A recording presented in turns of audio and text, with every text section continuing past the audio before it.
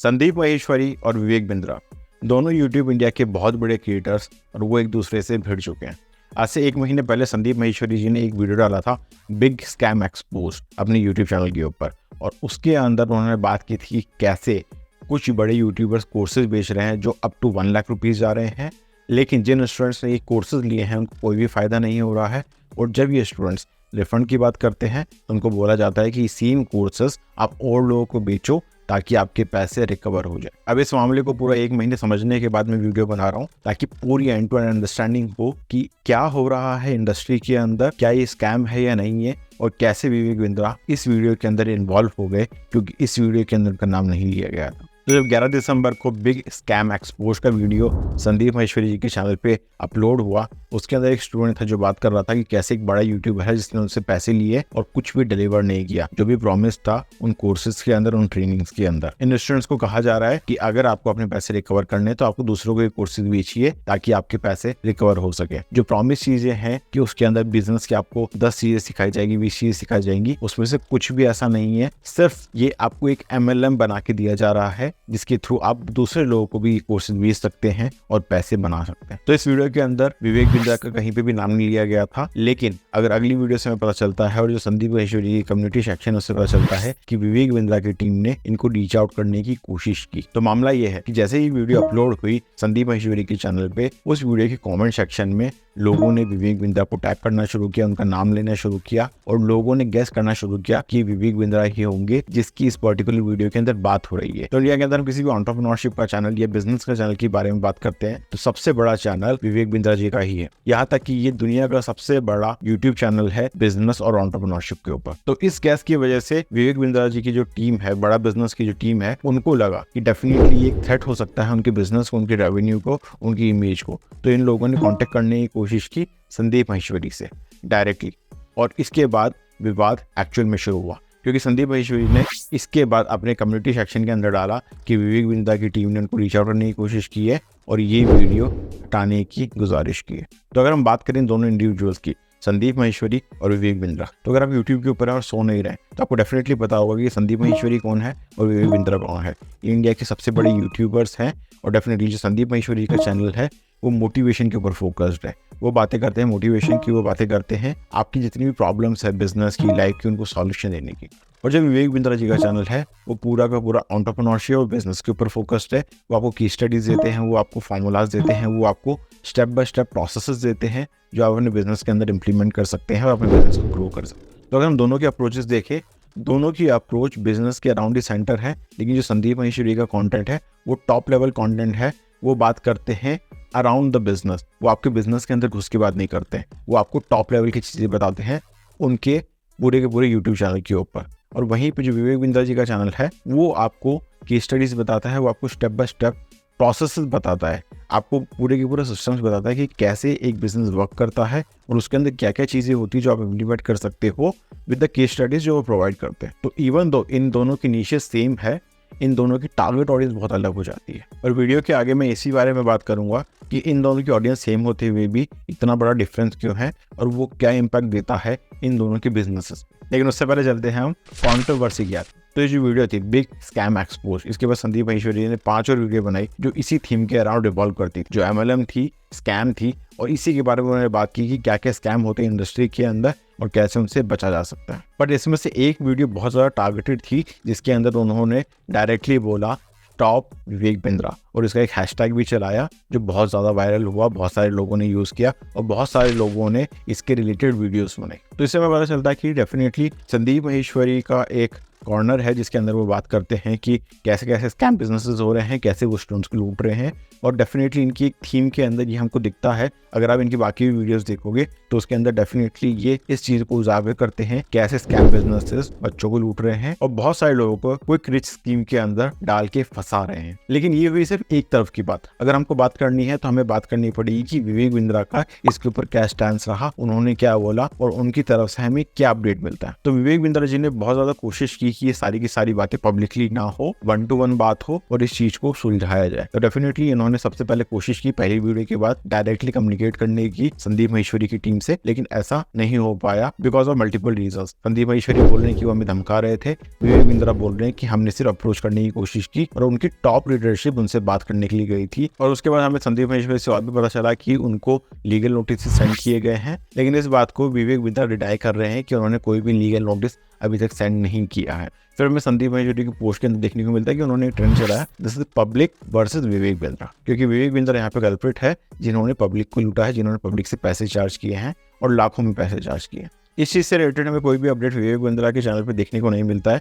उन्होंने जब अपना 10 डे MBA प्रोग्राम लॉन्च किया था तो उसकी पहली वीडियो के अंदर डेफिनेटली वो सामने आए और उन्होंने बात की कि क्या प्रोसेस चल रही है, कहाँ पे क्या क्या लीकेजेस हैं, कम्युनिकेशन गैप इतना क्यों बढ़ गया। तो उन्होंने डेफिनेटली बात की कि अगर संदीप माहेश्वरी 1 to 1 आके बात कर लेते कि उनकी क्या क्या प्रोसेसेस हैं, कैसे वो सारे के सारे जो पॉइंट ऑफ सेल से उसको कांटेक्ट करते हैं, उनको देखते हैं और देखते हैं कि कोई भी मिस सेलिंग ना हो, ये सारे के सारे उन्होंने प्रोसेसेस बिल्ड कर रखे हैं। उसके अलावा भी अगर 6 महीने पहले 7 महीने पहले ऐसे कुछ मिस सेलिंग हुई है तो उन्होंने उस प्रोसेस को पूरा का पूरा स्टॉप कर दिया है, उस बिजनेस मॉडल को स्टॉप कर दिया। तो उन्होंने बहुत सारी चीज़ें ऐसी बताई कि डेफिनेटली उन्होंने करेक्टिव मेजर्स लिए हैं प्रोसेसेस में मिस सेलिंग हुई उसको रोकने के लिए। इसको स्कैम नहीं कहा जा सकता क्योंकि ये एक लेजिट प्रोडक्ट सेल कर रहे हैं एक पर्सन को जिसके पास आइदर बिजनेस है या बिजनेस स्टार्ट करना चाहते हैं, और उनके पास डेफिनेटली डिफरेंट मॉडल्स हैं जिसके थ्रू ये ऑपरेट करते हैं। तो पहला मॉडल यही है कि ये अपने कोर्सेज सेल करते हैं उन लोगों को जिनको कोर्सेज चाहिए अपने बिजनेस को ग्रो करने के लिए, बिजनेस स्टार्ट करने के लिए। और फिर इनका दूसरा मॉडल आता है कि अगर आपके पास एक कोर्स आ गया है, आपके पास वो लर्निंग्स आ गई है और आप चाहते हो कि आपके पास अभी कोई प्रोडक्ट नहीं है, लेट्स से मुझे एक बिजनेस स्टार्ट करना है, मैंने विवेक बिंद्रा का कोर्स लिया, मैंने उनसे सब कुछ सीखा, लेकिन अब मेरे पास कोई प्रोडक्ट नहीं है, मेरे पास कोई आइडिया नहीं है कि मुझे क्या करना है। तो आप वो सारी की सारी लर्निंग्स जो आपने मार्केटिंग की सीखी, आपने सेल्स की सीखी, आपने नेटवर्किंग की सीखी, वो अप्लाई करके आप सेम चीज़ किसी और को बेच सकते हो, सेम कोर्स किसी और को बेच सकते हो बाय बिकमिंग एन एफिलिएट, जिसको इन्होंने IBC मॉडल का नाम दिया है कि इंडिपेंडेंट बिजनेस कंसल्टेंट है ये लोग, आप ज्वाइन कर सकते हो और उसके बाद सेम चीज़ आप दूसरे लोगों को सेल कर सकते हो और अर्न कर सकते हो। तो यहाँ पे जो एफिलिएट मॉडल है उसके अंदर कोई भी प्रॉब्लम नहीं, क्योंकि बहुत सारे बिजनेसेस एफिलिएट मॉडल चलाते हैं ताकि उनका मार्केटिंग का खर्चा कम हो सके। यहाँ तक कि जितने भी बड़े यूट्यूबर्स हैं उनके डिस्क्रिप्शन के अंदर आपने देखा होगा कि अमेजोन के लिंक्स रहते हैं, वो अमेजोन के लिंक्स उन्होंने आपको फ्री में नहीं दे रखे। अगर आप उनके लिंक के थ्रू कुछ भी बाय करते हो तो उनको एक कमीशन मिलता है, और ये एफिलिएट मॉडल है जो सारी की सारी कंपनीज प्रमोट करती हैं ताकि उनका मार्केटिंग का खर्चा बढ़ सके। और दूसरा, अगर कोई एफिलिएट आपको प्रोडक्ट देता है तो जो प्रोडक्ट आता है ना, वो सिर्फ आपने कोई ऐड देखा इसलिए नहीं खरीद लिया, आप एक ट्रस्ट के साथ खरीद रहे हो, क्योंकि जो बेच रहा है वो आपको ट्रस्ट दे रहा है कि डेफिनेटली ये प्रोडक्ट वर्क करता है, मैंने यूज़ किया है, इसलिए आप इसको बाय करो। तो यहाँ पे प्रॉब्लम कहाँ हुई? अगर इनके कोर्सेज अच्छे हैं, इनके एफिलिएट मॉडल्स अच्छे हैं, तो प्रॉब्लम कहाँ पे? प्रॉब्लम यहाँ पे हुई कि अगर आपके पास एक कोर्स आ जाता है, आपके पास अप्रोच नहीं है, आपके पास कॉन्टैक्ट्स नहीं है बिजनेस ओनर्स का जिनको एक्चुअल में कोर्स की रिक्वायरमेंट होगी, और आपने कोर्स सेल कर दिया अपने दोस्तों को, अपने रिश्तेदारों को, ये बोल के कि आप इस प्रोग्राम के अंदर ज्वाइन कर सकते हो और आप भी लाखों रुपए कमा सकते हो। प्रॉब्लम यहाँ पे आती है क्योंकि अब यहाँ पे जो सेल हो रहा है वो बिजनेस ओनर्स को नहीं हो रहा है, वो उन लोगों को नहीं हो रहा है जो बिजनेस के अंदर जाना चाहते हैं, जो एक्टिवली काम कर रहे हैं अपने बिजनेस को बिल्ड करने के लिए। ये सेल उन लोगों को हो रहा है जिसके पास बिजनेस नहीं है, जो एक स्टूडेंट है और वो पैसे कमाना चाहता है। तो जैसे ही आपकी टारगेट ऑडियंस अलग होती है, आपका जो भी कोर्स है, प्रोडक्ट है, सर्विस है, वो उनके लिए वायबल नहीं होता है, वो उनके लिए सही नहीं होता। और इसी के बारे में संदीप माहेश्वरी ने भी एक पोस्ट किया अपने कम्युनिटी सेक्शन के अंदर, जहाँ पे उन्होंने बात की कि अगर आप एक टकले को 50 रुपए का कंघा बेच रहे हो तो आप एक स्कैम कर रहे हो, और डेफिनेटली एक स्कैम हो जाता है अगर आप वो 50 रुपए की चीज़ 50,000 रुपए के अंदर बेच रहे हो उस टकले को, जिसको उसकी ज़रूरत भी नहीं है। और ये और भी बड़ा स्कैम हो जाता है अगर वो जो टकला इंसान है वो आपके पास रिफंड के लिए आता है, लेकिन आप कहते हो कि भाई और टकले लोगों को ये चीज़ बेचो, ये उससे भी बड़ा स्कैम हो जाता है। तो उन्होंने इस चीज़ को ऐसे जस्टिफाई करने की कोशिश की है, लेकिन हम यहाँ पे कह नहीं सकते कि विवेक बिंद्रा या उनकी टीम डायरेक्टली लोगों को बोल रही है कि आप ऐसे ही लोगों को बेचो जिनको इसकी रिक्वायरमेंट नहीं है। ऐसी हमारे पास कोई भी क्लिक नहीं है। ये मैंने बहुत ज़्यादा ढूंढने की कोशिश की कि विवेक बिंद्रा डायरेक्ट बोल रहे हैं कि आप दूसरे लोगों को बेचो ताकि आपके पैसे निकल सके। या आप ऐसे लोगों को बेचो जिनको इसकी रिक्वायरमेंट भी नहीं। क्योंकि अगर बिजनेस कोर्सेज किसी को चाहिए तो एक स्टूडेंट को नहीं चाहिए, वो उसको चाहिए जो ऑलरेडी बिजनेसेस रन कर रहा है, या वो उसको चाहिए जो एक स्टार्टअप शुरू कर रहा है। अगर आपने किसी ऐसे बंदे को भेज दिया जो अभी भी स्टूडेंट है, कॉलेज के अंदर पढ़ रहा है, बस उसने सोच लिया कि हाँ मेरे को एक दिन बिजनेसमैन बनना है, और आपने बोला कि आप आज बाय करो और डेफिनेटली आप 10 लोगों को सेल करके और पैसे कमा सकते हो। तो ये प्रोसेस जो शुरू हुआ, क्या ये विवेक बिंद्रा ने खुद ने शुरू किया या उन लोगों ने शुरू किया कि जिन्होंने इन्वेस्ट तो कर दिया एक कोर्स को बाय करने में, एक एफिलिएट पार्टनर बनने में। क्योंकि देखो, अगर आप एफिलिएट पार्टनर बनते हो, किसी का कोर्स बाय करते हो, तो जरूरी ऐसा नहीं है कि आपको रिकॉर्डेड कोर्सेज मिल जाएंगे। जैसे अगर हमको पता चलता है कि इनके ऑनलाइन ट्रेनिंग्स होती है, ऑनलाइन वेबिनार्स होते हैं, जिसके अंदर ये आपको सिखाते हैं कि क्या किया जा सकता है। डेफिनेटली उनकी वर्कफोर्स इन्वॉल्व है आपको ट्रेन करने के लिए। अब ऐसा नहीं हो सकता ना कि आपने 3 महीने काम किया और 3 महीने काम करने के बाद अगर आपके पास एक भी सेल नहीं है तो आप बोलोगे नहीं ये स्कैम है। क्योंकि अगर आप कोई भी बिजनेस शुरू कर रहे हो, इवन तो अगर आप अपना खुद का बिजनेस स्टार्ट करने की कोशिश कर रहे हो और वहां पे सेल नहीं हो रही, तो आप ये नहीं बोलोगे ना कि मैंने कंपनी रजिस्टर कराई, उन्होंने मेरे से 25,000 रुपये ले लिए, अब ये स्कैम हो गया। क्योंकि कंपनी रजिस्ट्रेशन आपको करवाना ही पड़ेगा, और अगर आप सेल नहीं ला पा रहे तो आपकी स्किल्स की कमी है। अगर कोई भी ये प्रॉमिस कर रहा है कि मैं आपको 1 महीने के अंदर, 2 महीने के अंदर, 3 महीने के अंदर महीने का 10 लाख रुपए कमाने का आपकी शुरुआत हो जाएगी, तो ये बहुत ही गलत है। क्योंकि आपको एक स्किल अक्वायर करने के अंदर जरूरी नहीं है कि आप 1 महीने में सीख जाओगे, 2 महीने में सीख जाओगे। It depends upon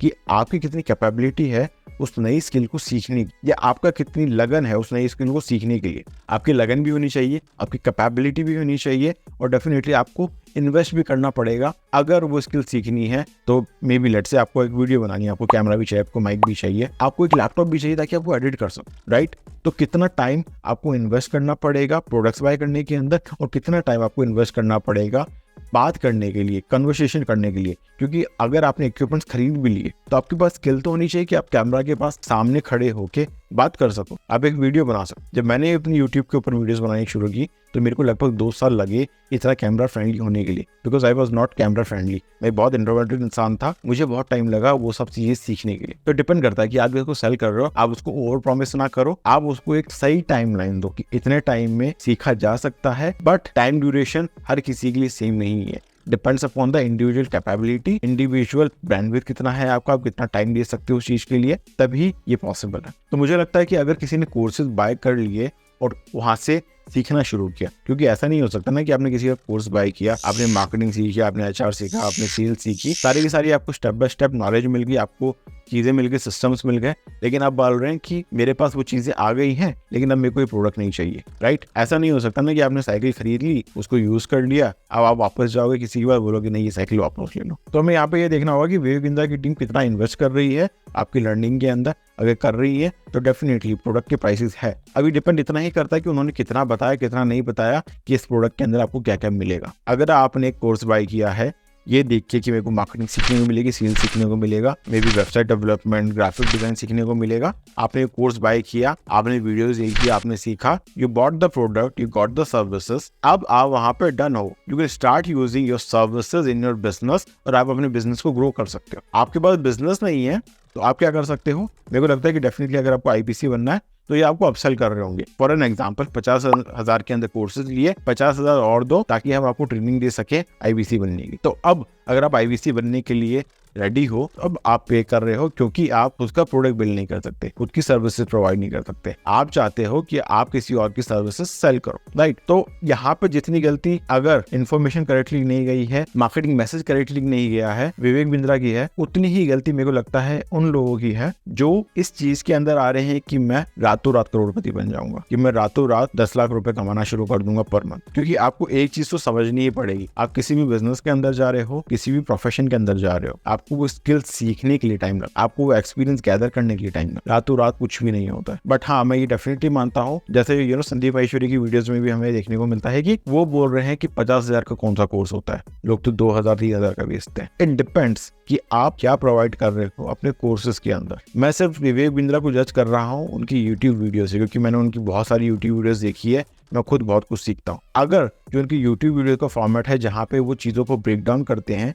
step by step process के साथ बताते हैं, ऐसे ही स्टेप बाय स्टेप प्रोसेसेस उनके कोर्सेज के अंदर हैं, तो आई थिंक 50,000 रुपये भी शायद कम हो। क्योंकि आप कॉलेज के अंदर जाके आपने अपने पूरी की पूरी लाइफ लगा दी, फर्स्ट क्लास से लेके आपने पूरा कॉलेज किया, और उसके बाद अगर आपकी जॉब नहीं लगती है तो आप क्या स्कूल को ब्लेम करते हो, क्या कॉलेज को ब्लेम करते हो? नहीं ना, क्योंकि उसी स्कूल के अंदर कोई बच्चा शायद 1 लाख रुपए पर मंथ का पैकेज लेके बैठा हो और शायद आपको जॉब भी नहीं लग रही हो। तो डिपेंड करता है कि आपका स्किल सेट क्या है, आपका लर्निंग कर्व क्या है और आप कितनी मेहनत करते हो उस चीज को अक्वायर करने के। यहाँ पे मैंने दोनों प्रोस्पेक्टिव से बात की कि विवेक बिंद्रा का क्या प्रोस्पेक्टिव है, संदीप महेश्वरी का क्या प्रोस्पेक्टिव है और क्या क्या लूप होल्स हो सकते हैं जहाँ पे विवेक बिंद्रा गिल्टी भी हो सकते हैं। और मेरे को लगता है कि ऑडियंस भी, उनको भी अपना ओन करना चाहिए उनकी स्टेप्स का, कि उन्होंने क्या स्टेप लिया है, क्योंकि वो बच्चे तो है नहीं। अगर आप 20-22 साल के हो गए हो, आप बच्चे तो हो नहीं, आपने कुछ सीखा है। अगर आपको एक प्रॉपर टाइमलाइन दी गई कि इतने टाइम पे आप रिफंड ले सकते हो, आपने नहीं लिया, आपने 3 महीने लगाए कोशिश करने में, आपसे नहीं हुआ, कि आपको ट्रेनिंग भी मिल गई, आपको गाइडेंस भी मिला है और उसके बाद आप बोल रहे हो कि मेरे को रिफंड चाहिए। अब मैं बात करना चाहूंगा कि एक्चुअल में डिफरेंस क्या है एक एफिलिएट मॉडल के अंदर है MLM मॉडल के अंदर, ताकि आप अपना अंदाजा लगा पाओ कि ये जो मॉडल विवेक बिंद्रा जी चला रहे हैं कि क्या ये एफिलिएट मॉडल के अंदर आता है कि MLM मॉडल के अंदर आता है, मल्टी लेवल मार्केटिंग के अंदर। तो एफिलिएट मॉडल क्या होता है, आपको कोई कंपनी अच्छी लगती है, आप किसी के प्रोडक्ट यूज करते हो, आपको लगता है कि ये प्रोडक्ट मैं दूसरों को रिकमेंड कर सकता हूं, तो आप उनका एक एफिलिएट लिंक लेते हो और आपके अगर ऑडियंस है, आप उनको सेल करना शुरू करते हो, ताकि आप चाहते हो कि मेरा भी कमीशन बनता रहे because I am recommending this product मेरे ट्रस्ट के साथ दूसरे लोग। तो एफिलिएट मार्केटिंग का जो मॉडल है उसके अंदर ये चीज प्राइमरी है कि आपका ट्रस्ट होना चाहिए उस प्रोडक्ट के ऊपर जो भी आप रिकमेंड कर रहे हो। अब यहाँ पे ये मैटर नहीं करता है कि आपने अगर ये प्रोडक्ट किसी को रिकमेंड किया, उसने यूज किया, उसको अच्छा लगा, तो वो भी आगे सेल कर सकता है। लेकिन इसके अंदर ये नहीं होगा कि जिसने आपको रिकमेंड किया उसको भी कमीशन मिलेगा, उसको कमीशन नहीं मिलेगा। डायरेक्टली आपको कमीशन मिलेगा क्योंकि आपने रिकमेंड किया। तो अगर आपको 30% कमीशन की बात हुई है एफिलिएट मॉडल के अंदर, 30% आपके पास रहेगा, 70% कंपनी के पास रहेगा। जो मिडिल मैन है उसको ये पैसा नहीं मिलेगा। शायद उसने आपको रिकमेंड किया होगा ये प्रोडक्ट, लेकिन जैसे ही आप एफिलिएट बनते हो, आप डायरेक्टली कंपनी से कनेक्टेड हो जाते। MLM मॉडल को अगर हम देखें तो वो कैसे डिफरेंट है। MLM मॉडल के अंदर आपको बोला जाता है कि आप अपनी टीम्स अपने अंडर बनाओ और जितना भी लोग आपके अंडर सेल करेंगे आपको उसका कमीशन मिलने लगेगा। तो ये जो कमीशन है कि डिवाइड होता रहता है और जैसे जैसे आपके मल्टीपल लेवल्स बनते रहते हैं वैसे वैसे ही कमीशन डिस्ट्रीब्यूट होता रहता है। तो इसलिए बोला जाता है कि MLM के अंदर जो सबसे टॉप पे होता है, जिसने सबसे पहले शुरू किया, सबसे ज्यादा पैसे वही बनाता है। क्यों? क्योंकि उसने अपने अंदर टीम बिल्ड कर ली है, लोगों को ट्रेन किया है और लोग आगे जाके और लोगों को जोड़ रहे हैं। तो अब शायद इसका काम बहुत कम हो जाएगा क्योंकि जो उसने टीम बनाई है वो लोगों को जोड़ती जा रही है, पर इसको कमीशन मिलता जाएगा। और एफिलिएट मॉडल के अंदर जब तक आप मेहनत करोगे तब तक आपको कमीशन मिलेगा। अगर आपने 1 सेल किया आपको 1 कमीशन मिलेगा, आपने 2 की आपको 2 लोगों का कमीशन मिलेगा। लेकिन अगर वो लोग वापस एफिलिएट बन जाते हैं जिनको आपने सेल किया है, तो आपको उनके बेसिस पे कमीशन नहीं मिलेगा। तो ये आपको, मेरे को लगता है कि बेसिक डिफरेंस समझ आ गया होगा कि एक एफिलिएट मॉडल में और एक मल्टी लेवल मार्केटिंग के मॉडल में क्या डिफरेंस है। अब मल्टी लेवल मार्केटिंग के भी कई मॉडल्स इंडिया के अंदर चल रहे हैं और सक्सेसफुली चल रहे हैं। उसके अंदर ना सरकार उनको बोलती स्कैम है, ना कोई और बोलता उनको स्कैम है। क्यों? क्योंकि जब तक ये सारी की सारी चीजें मनी सर्कुलेशन मॉडल के अंदर नहीं आ जाती तब तक उसको स्कैम नहीं बोला जा सकता। मनी सर्कुलेशन मतलब कि आपने कोई भी प्रोडक्ट डिलीवर नहीं किया, आपने कोई भी सर्विस डिलीवर नहीं की, आपने एक बंदे को बोला कि यू बाय माय प्रोडक्ट और आप ये लोगों को सेल करो अपना पैसा बनाने की, तब जाके मनी सर्कुलेशन के अंदर आता है। और डेफिनेटली सरकार ने इसके खिलाफ लॉज बना रखे हैं। इनके डिटेल्स आपको चाहिए तो संदीप महेश्वरी जी के चैनल पे आपको मिल जाएगी। तो मैंने इस वीडियो के अंदर संदीप महेश्वरी और विवेक बिंद्रा जी के बारे में बात की, MLM और मल्टी लेवल मार्केटिंग के बारे में बात की। अब हम बात करते हैं कि as a person, as a YouTubers, इन दोनों के क्या क्या स्टैंसेस रहे। ये मेरा पूरा का पूरा फोकस जो इस डिस्कशन पे अब रहेगा वो ये रहेगा कि मुझे क्या लगता है कि ये कंट्रोवर्सी जैसे ही शुरू हुई, इसके अंदर क्या क्या पॉसिबिलिटीज हो सकती है, क्या क्या एंगल्स हो सकते हैं जिसके थ्रू आपको देखना चाहिए। तो पहला एंगल ये हो सकता है कि संदीप महेश्वरी जी बहुत ज़्यादा कंसर्न रहते हैं कि लोगों के साथ स्कैम ना हो, लोग ऐसे ट्रैप्स के अंदर ना फंसे, और ये उनके बेसिक यूट्यूब चैनल की थीम के ऊपर हमको देखने को मिलता रहता है। तो शायद संदीप महेश्वरी जी वीडियो डाला वो लोगों को एडुकेट करने के लिए डाला कि ऐसे बिजनेसेस हो रहे हैं, ऐसे बिजनेसेस का पार्ट ना बने, ऐसे स्कैम्स हो रहे हैं, इनसे बच के रहें। दूसरा एंगल ये हो सकता है कि जैसे विवेक बिंद्रा जी ने बोला कि इनके जितने भी बिजनेस मास्टरी के वीडियोस थे वो चल नहीं रहे थे, उनके अंदर व्यूज बहुत कम थे। तो एक डेड चैनल को, डेड तो नहीं था लेकिन एक स्लो चैनल को वापस रिवाइव करने के लिए इन्होंने ऐसी वीडियोस बनाए ताकि दूसरे एक बहुत बड़े चैनल के साथ इनकी कंट्रोवर्सी शुरू हो और इस कंट्रोवर्सी के अंदर वो व्यूज लेके आ पाए। तो यहाँ पे एक बात आ सकती है कि संदीप महेश्वरी तो वीडियो के अंदर एड्स चलाते ही नहीं है, वो पैसे कमाते ही नहीं है, तो कैसे उनको मैटर करता है कि कि वो एड चला रहे हैं नहीं चला रहे, कितने व्यूज आ रहे हैं कितने नहीं आ रहे। बट आप एक चीज सोच के चलो कि शायद संदीप माहेश्वरी जी एड्स नहीं चला रहे हैं, वहां से रेवेन्यू जनरेट नहीं कर रहे हैं, लेकिन संदीप माहेश्वरी का एक यूट्यूब पे बहुत बड़ा ब्रांड है और उस ब्रांड का पैसा है। अगर वो किसी को कंसल्टेशन देते हैं, अगर वो किसी को अपनी सर्विसेज देते हैं, इस ब्रांड का वो चार्ज करते हैं। जिस सर्विस के लिए शायद आप 10,000 चार्ज करते होगे, संदीप माहेश्वरी 1 लाख 2 लाख 5 लाख भी चार्ज करते हैं, जस्ट बिकॉज उनके पास एक इतना बड़ा ब्रांड है जो बहुत सारे लोगों को इम्पैक्ट कर। तो शायद इस कंट्रोवर्सी से संदीप माहेश्वरी को यूट्यूब के ऊपर कोई भी रेवेन्यू नहीं आएगा, लेकिन जो उनके चैनल की ग्रोथ स्लो हो गई है, जो उनकी बिजनेस मार्केटिंग के वीडियो नहीं चल रहे थे, उनको वहाँ पे फायदा हो सकता है। और विवेक बिंद्रा जी की एक वीडियो में पता चला है कि संदीप माहेश्वरी ने एक डोमेन रजिस्टर किया है सॉर्ट करके, और उसके ऊपर वो अपनी कंसल्टेशन सर्विसेज दे रहे हैं बिजनेसेस को, जिसके लिए उन्होंने एड्स भी रन किए हैं और न्यूज़पेपर के अंदर फ्रंट पेज एड दिया है अपनी सर्विसेज के लिए। तो यहाँ पे जो कनेक्शन होता है वो ये होता है कि अगर आप विवेक बिंद्रा जी की ऑडियंस देखोगे, वो पूरी की पूरी एंटरप्रेन्योरशिप बिजनेस फोकस्ड है। अब संदीप माहेश्वरी जी अपने यूट्यूब चैनल पे तो सेल नहीं करते, तो डेफिनेटली उनके कुछ मार्केटिंग मेथड्स हैं जिसके थ्रू वो सेल करते हैं। अब उन्होंने न्यूज़पेपर ऐड दिया है, वहाँ पे डेफिनेटली अपनी वो बिजनेस कंसल्टेशन सर्विसेज सेल कर रहे हैं। लेकिन अब ऑडियंस का फर्क आता है। संदीप माहेश्वरी के चैनल पे एक बहुत बड़ी ऑडियंस वो एंजॉय करते हैं, लेकिन वो सारी की सारी ऑडियंस बिजनेस ऑडियंस नहीं है, वो स्टूडेंट्स हैं। वो ऑडियंस ऐसी है जिनको मोटिवेशन चाहिए, वो ऑडियंस डायरेक्टली संदीप माहेश्वरी से कुछ भी परचेज नहीं कर रही। इसलिए जो भी बिजनेस मास्टर की सीरीज थी संदीप माहेश्वरी की, वो नहीं चल रही। बट अगर यहाँ पे एक कंट्रोवर्सी क्रिएट हो जाती है जिसके अंदर विवेक बिंद्रा का नाम आता है, जिसके अंदर विवेक बिंद्रा की जो ऑडियंस है वो कोर बिजनेस और एंटरप्रेन्योरशिप की ऑडियंस है, वो यहाँ पे ट्रांसफर हो सकती है इस कंट्रोवर्सी की वजह से।